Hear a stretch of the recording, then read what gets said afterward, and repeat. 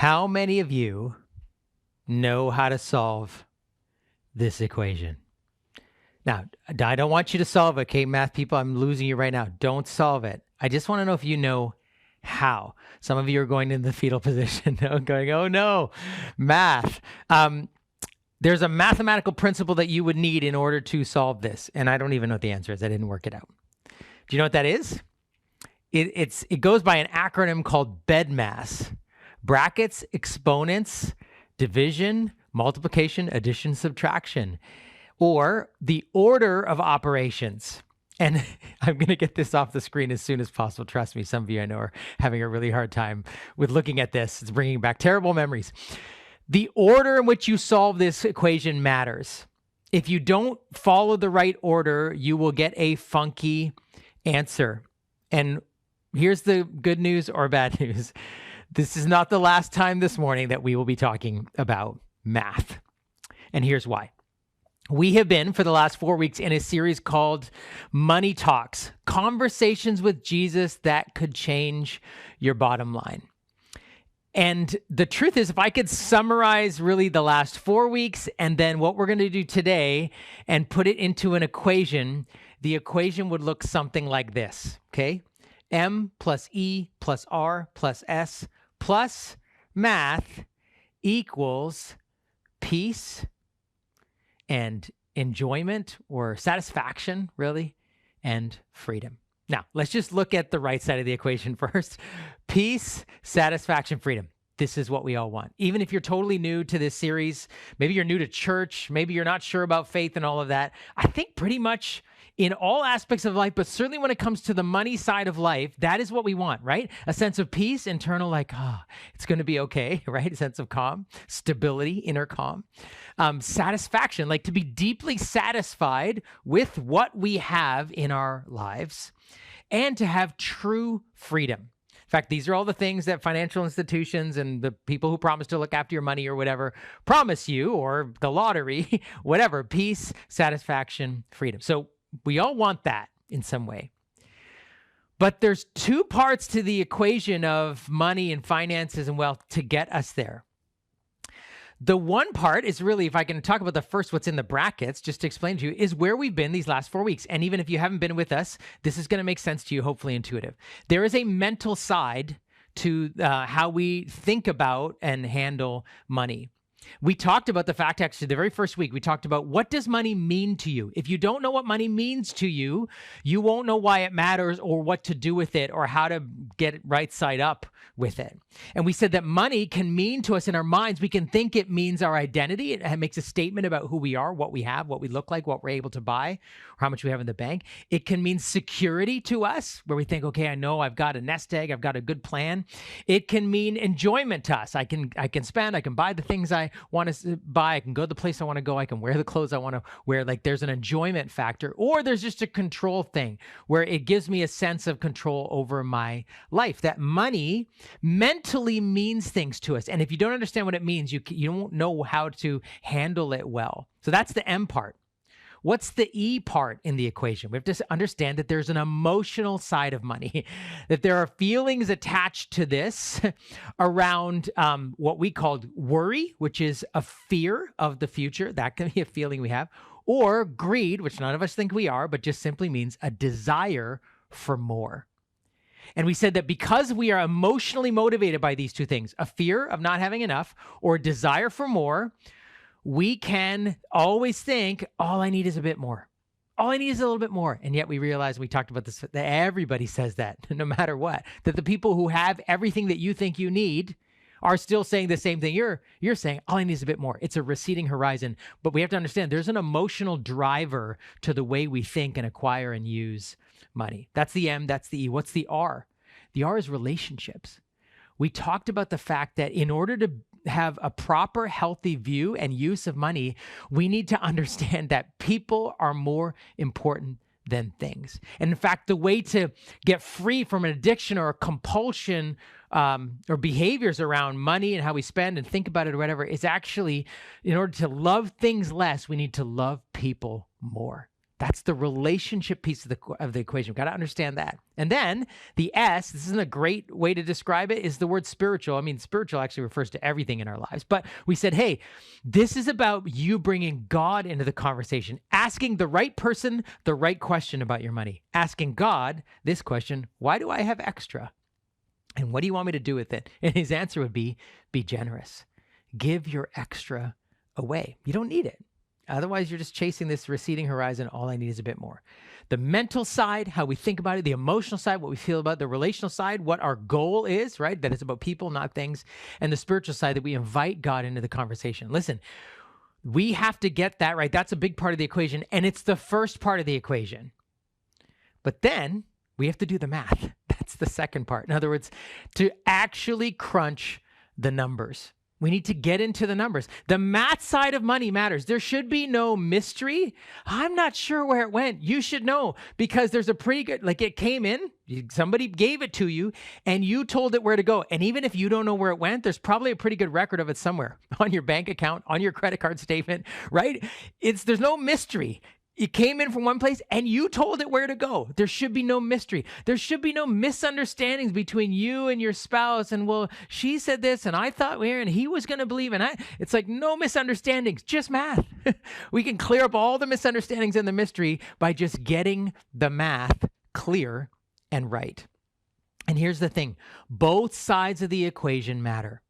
You have to do the mental, emotional, relational, spiritual side first. You got to understand it. And you have to do the math. If you just do the math and you've got a great plan and a great budget, you got savings and you got spending and you got enough for the future and you got enough whatever, and you give some away, but you don't understand what it means to you, how you think about it, what emotionally motivates you.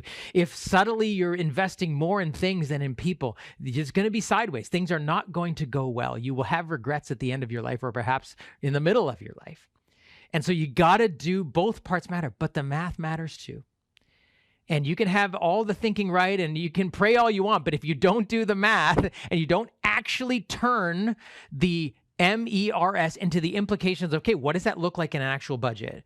You're going to be sideways. So I could not end this series without us getting into the math a little bit. And in fact, Jesus has a conversation with us about the math. Now, he didn't run a financial seminar, at least not that we know. Nobody wrote it down. Must not have been that good if he did it. I'm sure it would be amazing. He didn't do it, but he did talk about money. And there was something he said actually that has a lot of implications to how we do the math. And I just wanted to, as we close this series, actually help you. I could not, in good conscience as a pastor, talk about all of the mental, emotional, relational, spiritual side of money and not actually help us have a conversation around the math. What are the implications to what our budget looks like in our spending in light of the mental, emotional, relational, spiritual side of money? Now, if you're not a Jesus follower, you could sit back for the rest and go, ha ha, suckers, I don't have to do that. And that's true, right? Because what I'm going to talk about is really the implications for people who follow Jesus. But can I just suggest to you, if you're not, that you might listen in, that you might actually see the reason that us Jesus followers follow Jesus is not just because of what he says is true. What he says works. That's why it's true. It actually fits with reality. It actually does bring peace and satisfaction and freedom into our lives. And I want that for you as well. And no matter where you are in the journey of faith, the words of Jesus around money are life-giving for us.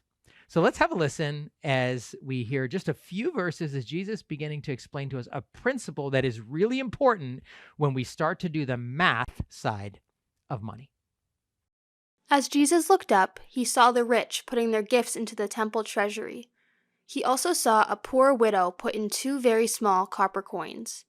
"Truly I tell you," he said, "this poor widow has put in more than all the others. All these people gave their gifts out of their wealth, but she, out of her poverty, put in all she had to live on." The Gospel of Luke, where this passage is taken from, is a gospel that describes a number of contrasts that Jesus is always drawing. And this is one of those stories where Jesus is contrasting 2 people and 2 ways of living. He's doing it he's sitting, this is not a fictitious story that Jesus told or a particular teaching. He's sitting in the temple with his disciples. And here's the context. He's sitting in the outer courts. And in those courts, there would have been these large stone receptacles for the temple treasury. And people would come, and they would come from all over because the temple was in Jerusalem, so people would make a pilgrimage from wherever they lived in the Judean countryside or even farther. Jews and lived in other parts of the world would come to the temple at least once a year, but often, and they would put money into the temple treasury. And the temple treasury was meant to care for the upkeep of the building itself, repairs and all that kind of stuff. Cleaning, but then also it would go to the religious leaders and some of the religious system. And Jesus in this, he sees people who are rich, which just means they have a lot, coming through and putting many coins into the temple treasury, and then a widow who comes in and puts 2 small coins. And Jesus points out the contrast between the rich people, and we can almost imagine like a line of people, and you see some people who had a lot of coins and made a lot of noise as the coins clattered in, and this woman coming behind them had 2 small coins. And he makes a contrast between them. And he does it for a few reasons. One is what the primary of which is he's critiquing a religious system that is taking money from people who cannot afford it. I mean, that's just what's happening here. And the reason we know this is this is a widow who's mentioned. And if you remember, I said to you a couple weeks ago, if you want to know what a scripture passage means, like always pay attention to the verses that come before it or after it. Well, right before this, in this same conversation, Jesus has been increasing his criticism towards the religious leaders and the religious system for how bankrupt it is. Both the temple and the priests and the religious leaders, he's saying they're failing to do what it's supposed to do. And in fact, he pretty much condemns them and says, you are going to be judged harshly. And one of the reasons he says it is because of how they treat widows. Widows were considered the most vulnerable people in society who had without a husband or without a family to care for them. And it was the responsibility of the religious leaders of the community, but the religious leaders especially and the temple to care for them. And he says, here's this temple system taking the last 2 coins that this woman has. And so we realize that the passages before where he's critiquing the religious system for not only ignoring, but exploiting widows. And now we see a place where the system itself is taking from people. And so this isn't like, oh, what an amazing, generous woman she was. She's giving everything to God, but Jesus is critiquing it, contrasting it with the religious people who were giving lots of money without paying any attention to her. And that's the second thing he's saying. Another word that comes up in this, that's come up in our conversation about money, is the word extra or surplus.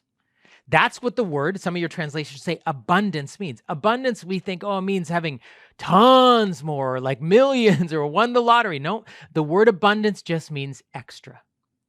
And the word rich means those who are full. In other words, those who have more than enough. And so Jesus in verse 4, he says, look at these people who are rich, who have extra and abundance. They gave a tiny part of their surplus. This woman gave everything.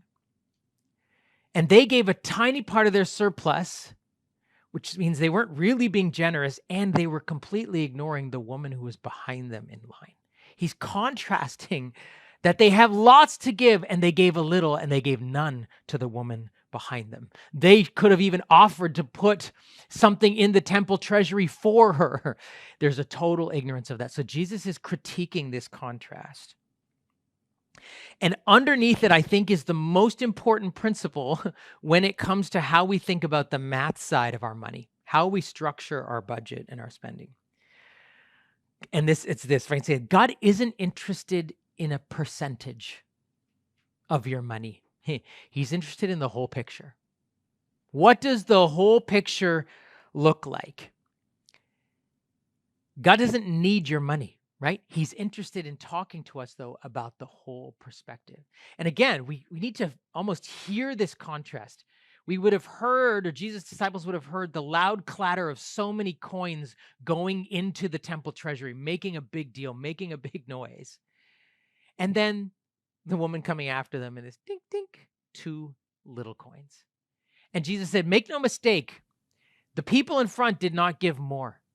They gave a tiny part of a huge amount. They did not give more. They were not more generous. Here's this woman who gave all she had. Jesus' emphasis and focus for his disciples was, don't just think about this percentage or what you give. What is left over? And he said, in the one case, they have tons left over. In the other case, this woman had nothing left over. The amounts don't tell you the whole picture.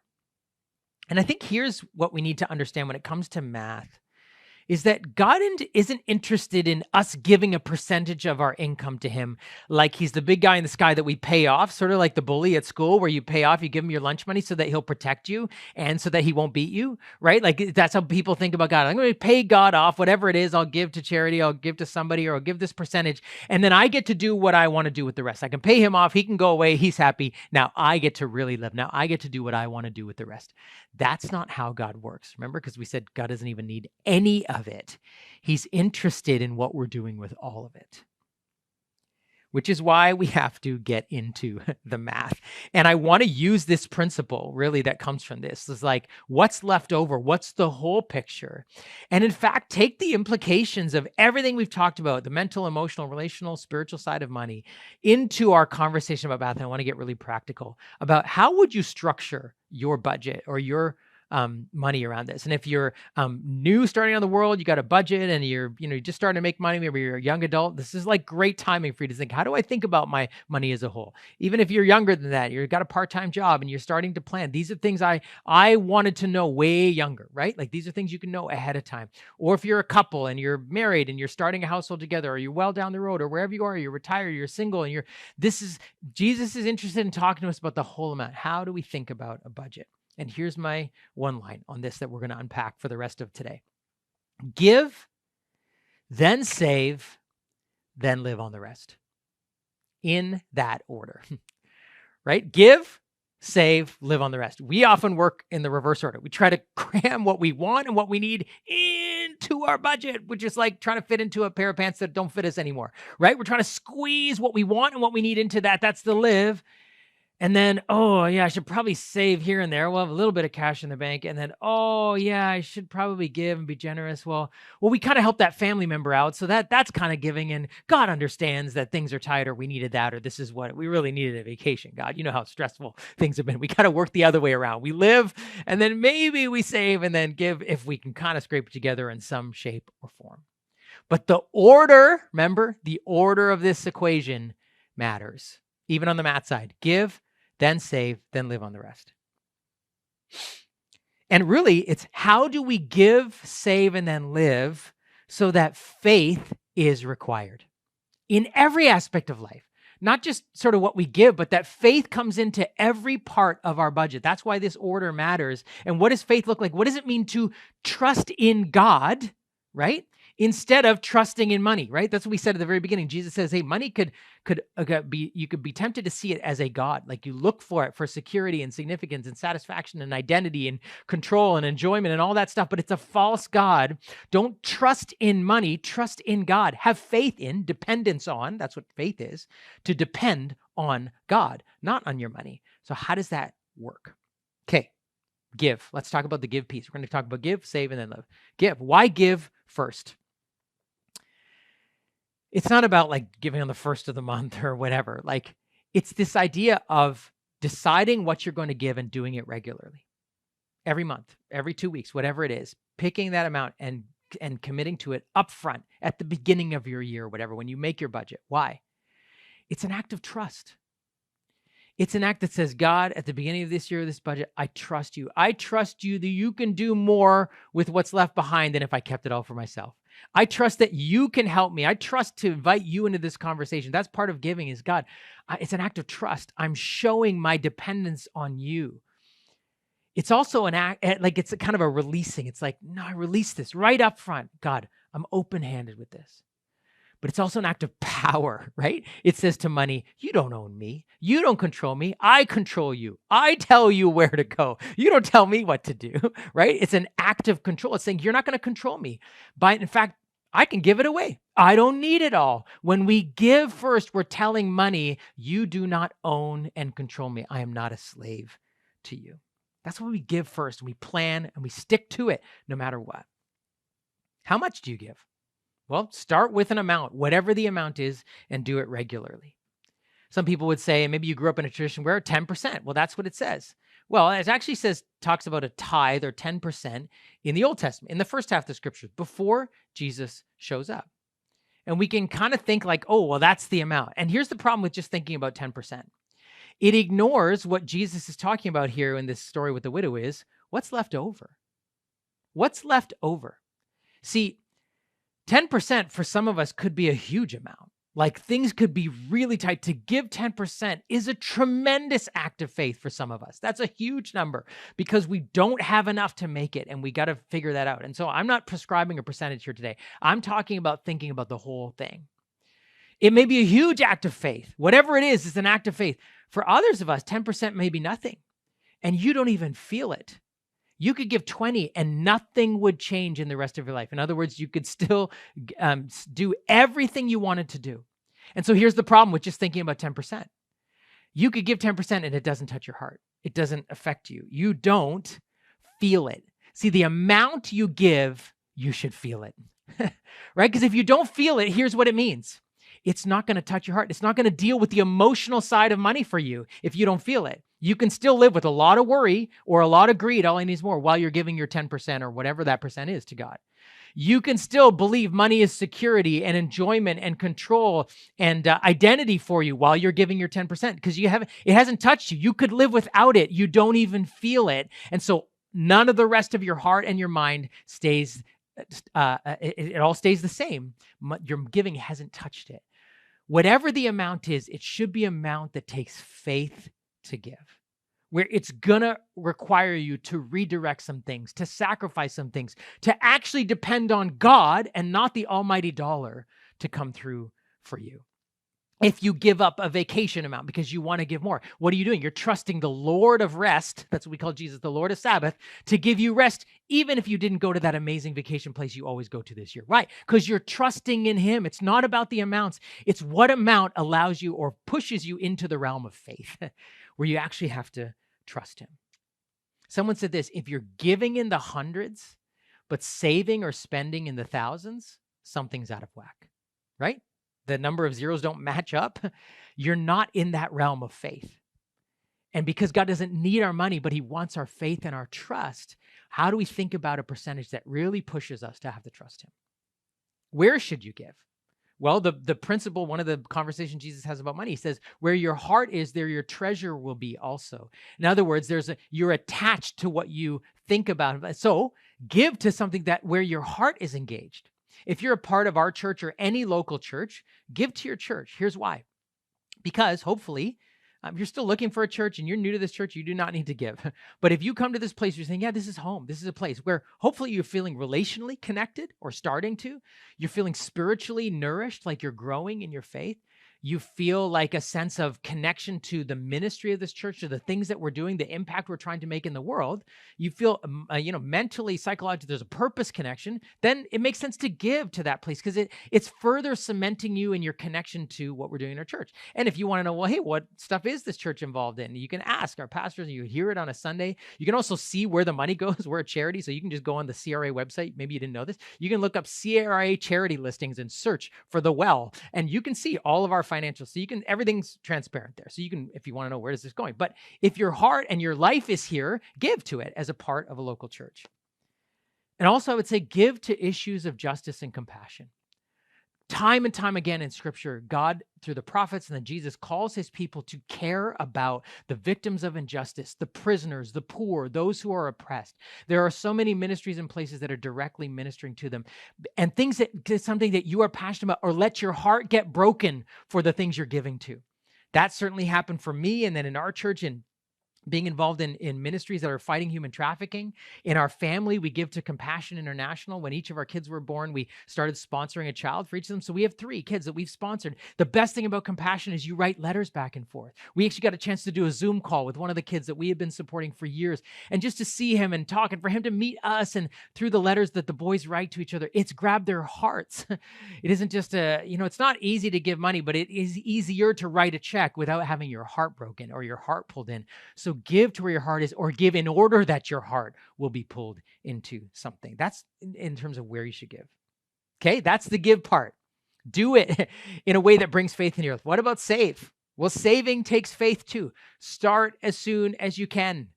whatever age you are, especially if you're young. You can look at all the compound annual growth calculators. Compound interest is the principle of saving, where you can start giving at 16, 17, 18, a moderate amount every year and stop by the time you're 35, and it will be a massive amount when you're 65. That's just how compound interest works. Saving a percentage every week, every year is just a wise thing to do. If you don't have any savings, and this I'm borrowing from Dave Ramsey's Financial Peace University. Jen and I listened to their talks a few years ago, and it was so helpful for us. I'm going to recommend that as a resource near the end. But he says, start with an emergency fund. You know something's coming. It may be something that breaks in your house, or suddenly someone needs a new pair of glasses or whatever. Scrape together whatever you can. Like, stop buying coffees and pizza for 3 months. Get to $1,000 emergency fund. Just start, because it'll be the first time you're able to pay cash for what you need. And if you're in debt, his recommendation is start by paying off the smallest debt first. Why? We think, oh, well, this one it's all big. No, split it out. What's the smallest thing? Start there, because what happens is when you pay off the smallest thing, you get actually like an emotional mental hit, like what do you call it? A high from like paying off a debt. You're like, yeah, it's like a power. You're powering up over debt. You paid it off. And then you think, wait, I can pay this off. And then you pay the next largest one and the next largest one. And he talks about the debt snowball that begins to accumulate as you get in the habit of paying off debt. But you can look, there's tons of good resources online for this. I'm going to recommend one of the, so I'm not going to spend a ton of time on saving, but that's the next thing after you give. And then live on the rest. In other words, and I would say, like, firstly, you need to know what you're spending. Some of you be like, I don't know. And you've had some of those mystery or misunderstanding conversations with your spouse or whatever, or for yourself. I don't know where it went. You should. And if you don't make a budget right now if you don't have a budget. Some of the best advice I heard, and we tried as well when we first got married, was don't make a budget because you have no idea what the amounts mean, because you don't know where it's going. For the next 3 months, just track all of your spending. And in fact, you should always track your spending. Put all the receipts in a big envelope for 3 months. Don't go crazy. Put everything in there in an envelope. And at the end of those 3 months, take it all out and break out all the categories. You will be surprised that we spent that much on eating out. We spent that much on subscriptions, or, oh my gosh, this cost that, or we bought that, or we went there and that trip ended up costing this. And we didn't know. I thought it was good. Get rid of the mystery. Get rid of the misunderstandings. Track your spending. Then you can start to make a budget. And here's what I would do for a budget. Pick the percentage you're going to live on. The hint is it shouldn't be 100, right? First, if you've given a percentage and you're saving a percentage, then you live on the rest. Pick the percentage that you're going to live on and say, we need room. We need room to give. We need room to save. We just need breathing room. And that's a wise thing, to just pick the percentage that we want to live on. For some of you, where income keeps going up, or you probably in the category if you have more than enough, can I consider doing something really radical? Cap your standard of living. In other words, stop it, right? If 5 years ago, you could live on this much, even if you account for some inflation, why do you need to live on this much just because your salary's gone up, right? This is what people do, is their standard of living and their what they make, and there's always a gap, because as the income goes up, their standard of living goes up, which means they feel the same amount of pressure up here, making way more, that they did down here, making way less. And they thought, oh, if we could just make this much more. But standard of living crept. And now the margin is still thin or zero. And so that stress and anxiety and the fights happen the same, even though 5 years ago, how come you could live on this, right? Take inflation out of it, all that kind of stuff. I'm just saying, some of you, and I know some of you have actually done this, you can actually cap your income saying, we don't need any more. And if it grows, oh, we get to give more. Now, what does God want us to do with that? That gets really exciting, rather than always living with this stress of it because the standard of living just crept. For some of you, you need to consider capping it. Pick the percentage you're going to live on, or perhaps for some of you, say pick the absolute number of what you're going to live on, and you can adjust for inflation every year, or there's emergencies or whatever, but you have breathing room and you have more giving room, and you can really start to increase wealth for other people. Remember, because we want to use our things to bless other people. We want to remember who's in line behind us, right? That's what Jesus was calling out these rich people for. They were so ignorant of who was right behind them, right around them, who needed the extra that they had. Okay. So in this living thing, you're picking the percentage or you're capping your income. When it comes to spending, okay, Here's a really important principle. The larger the purchase, the longer you should take to make it. Like cars, houses, vacations, investments, really anything with 3 zeros attached to it. Anything that's $1,000 or more, like that's a lot of money, whatever it is. Wait. Something that you are going to have to live with for years and decades, like a mortgage or a lease, you should not be making a decision in weeks or days. It should take a few months, right? The larger the decision, the longer the time you should wait to make it. And don't say, well, we'll miss this opportunity or whatever. Later on, so many times I've had people say, oh, and you think, well, it's a need now. We have to pay for this mortgage. We have to pay for this lease. Yeah, but at one point it was a want. You didn't have to do it. You just wanted to do it. And you could have chosen to do it or not do it. But once you've chosen, once you've signed, once you're in, you have to. You're stuck. You're right. It is a need. You have to pay for it. But at one point in time, you didn't. So take a longer amount of time. The larger amount, the more zeros, the longer the decision should be. And while you're waiting, talk to somebody who won't just agree with your purchase. Don't talk to the person who just bought it. They'll be like, oh yeah, it's so comfortable. Try the heated seats. Oh yeah, it was so great. We got to do this. And they'll show you all their pictures from their trip. Or, oh yeah, come see it. Or it's the best thing. And I'll show you this wine subscription or whatever it is. Don't talk to the people who just bought it. And don't talk to people who always agree with you. Talk to someone who's going to disagree with you. I remember years ago in my old job when I started getting paid a car allowance. And the people at my level in the company were getting paid car allowances. And I noticed the cars they were driving, like when I was pulling into the parking lot, they were a lot nicer than mine. So I said to my wife, Jen, who I married, I'd like to say I married counter perspective. She doesn't just tell me what I want to hear. So I said to her, honey, like I'm making more money. I should probably, drive a nicer car. She said, oh, well, you should ask your boss. Like, what do you mean? He's like, well, ask him if he expects you to drive a nicer car now that they're paying you more money, like car allowance. I was like, okay. So I went and talked to him. I said, hey, I've got this car allowance. Should I be driving a nice car? And he said, well, you can drive whatever you want. Dang it. I went back to Jen. I'm like, yeah, he says I could drive whatever I want. She's like, great. You don't need to buy a new car, which was such a good thing for her to say, right? Talk to people who aren't just going to agree with you, who don't value things the same way you value, who think differently than your money while you're waiting to make that purchase. And while you're waiting, talk to Jesus. Jesus, what do you want me to do with this money? I have this extra. I was going to do this with it. I was going to spend this with it. I was going to subscribe this with it. I was going to sign up for this. We were going to enter into this agreement or buy this. Should we? What do you think? Is there something else he wants to do with the money?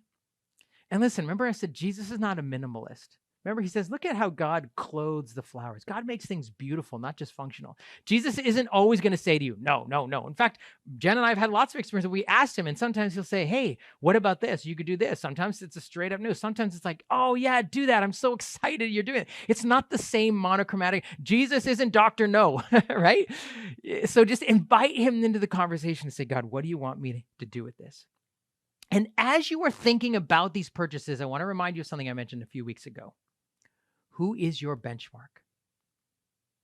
Just because your family makes these kinds of purchases or the family you grew up in, just because your friends make these kind of purchases, just because other people in the church do these kind of things, just because your friends who you play hockey with do this, just because your neighbors do this, it doesn't mean you should. They are not the benchmark. You're not supposed to live to their idea and their standards about money. They have their own journey to go through. You need to come up with yours. Don't just automatically assume because they did it, I should do it. Because they have this, I should have this. Because they live here, I should live there. Because they go here, I should. Because they wear this, I should. Figure out what your plan is and live by your standards and your plan, not somebody else's. And in fact, it's one of the greatest reasons to go away on a trip to Guinea, which we're, going to be doing later this year, opening up for people to do that. It's like that when we talk about going where your heart is, when you start to hang around people who have less, typically in North America, we are surrounded by and reminded of by the advertising industry, what we don't have. We're constantly aware of what we don't have. You go to another place when you are suddenly aware of how much you do have, you don't want anything anymore. In fact, you're tripping over yourself to try to give as much as you have. I'll leave my suitcase. I'll leave my clothes.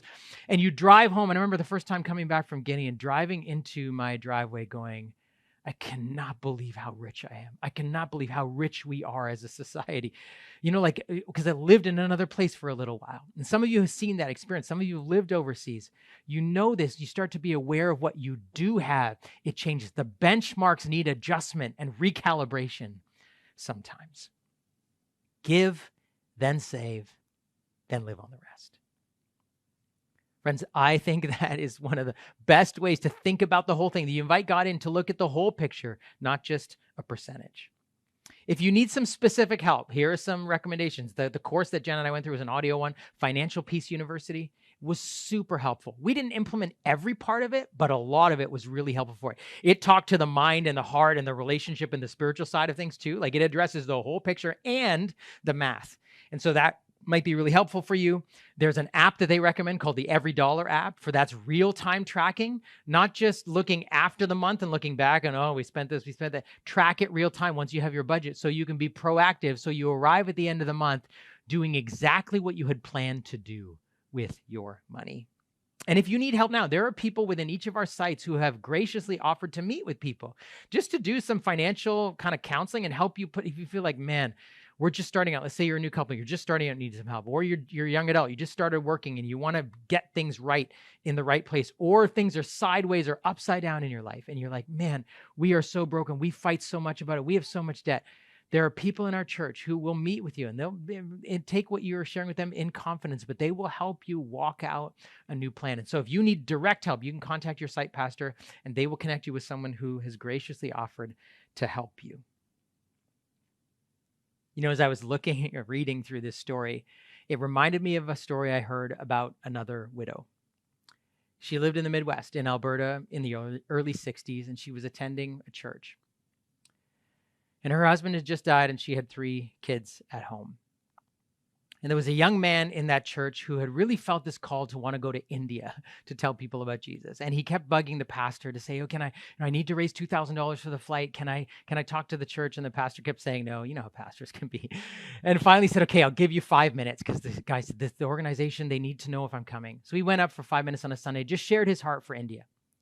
Well, this widow in the church came up to him after and said, hey, my husband just died. He left me $2,000. She said, but I'm young and I can work and I can make it work. I want you to have this $2,000. I want you to go to India. And she gave it to him. And he went. And he started running groups for young people who lived in India who never heard of Jesus. And a young teenager went to one of those meetings, 17 years old.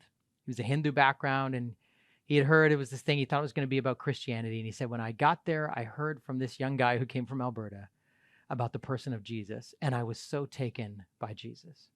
And he gave his life to Jesus. That man was my dad. And that changed his life, which changed my life. And I cannot imagine where I would be. I don't even know if I would be if it weren't for this woman, this widow, who gave everything she had and trusted God with it. And I don't know who she is. She passed away a number of years ago. So, and a little while ago, the man who went to India passed away. My dad had the privilege of doing his funeral.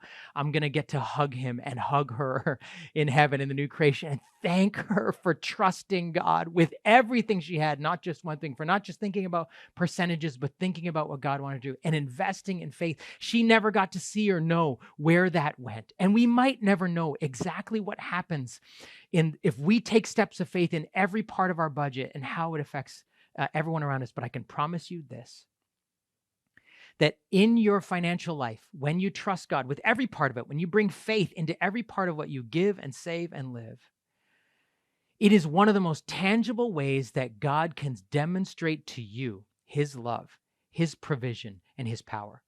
When you do the math and he blows your math away and you're like, how did this even happen? This isn't even possible. This didn't even work. When he bends the laws of math to provide and bless you in ways that you could have never imagined, it is one of the most tangible, real, powerful ways that you will experience God's love and God's provision and God's power. And so this is my encouragement to you, friends, in the light of everything you've heard over these last few weeks, to build a budget that requires faith in every part of life so that you and I can begin to experience more of the true peace, real lasting satisfaction, and a deep freedom that comes from trusting Jesus with our money.